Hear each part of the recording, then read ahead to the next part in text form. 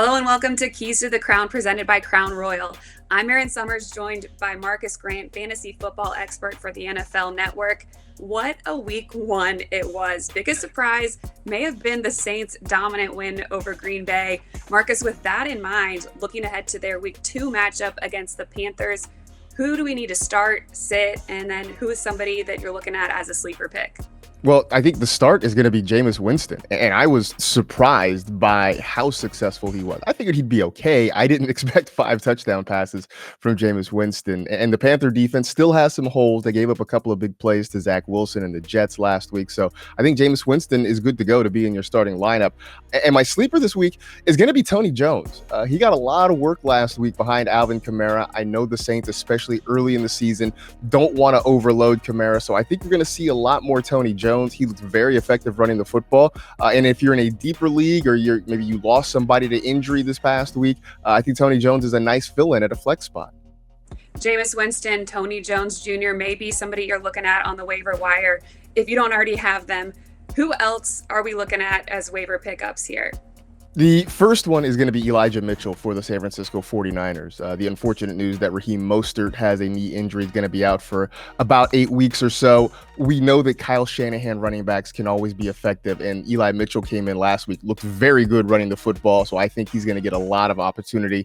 So he's a guy you should get off the waiver wire. Nyheim Hines for the Indianapolis Colts. They want to throw the football, and when they do, Hines is one of the primary recipients of some of those targets from Carson Wentz, so he should be on a whole lot of fantasy rosters, especially since most people play in PPR leagues. And one last one, Mark Ingram, the former New Orleans Saint, now in Houston, who looked very good. I will caveat that by saying Ingram's not a guy you're going to start every single week. It's going to be based on the matchups. But when the matchup is right, Ingram looks like a guy who's going to get a lot of chances to run the football in Houston. Looking at our primetime matchups, the Giants at Washington Thursday night, who are you liking in that matchup that you think will do really well? I think you should start Saquon Barkley. And this, I know a lot of people will say, well, duh, but this is more reassurance after last week. The Giants are taking it very slow with Saquon.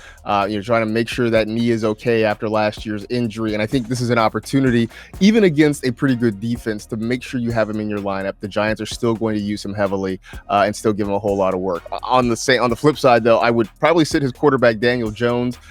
Even if you're in a 2-quarterback league, maybe you find another option this week, somebody out there on the waiver wire. I just don't like him against that pass rush with Chase Young and those guys coming after him. That's one I would stay away from. And my sleeper, we'll stay with the Giants. And we'll go with the Giants defense, in part because Ryan Fitzpatrick's not available. He's going to be on IR for a little while. So that means Taylor Heineke is going to be the starting quarterback for the Washington football team. So I think this is a chance for what's a pretty good Giants defense to kind of get after him and maybe force some turnovers.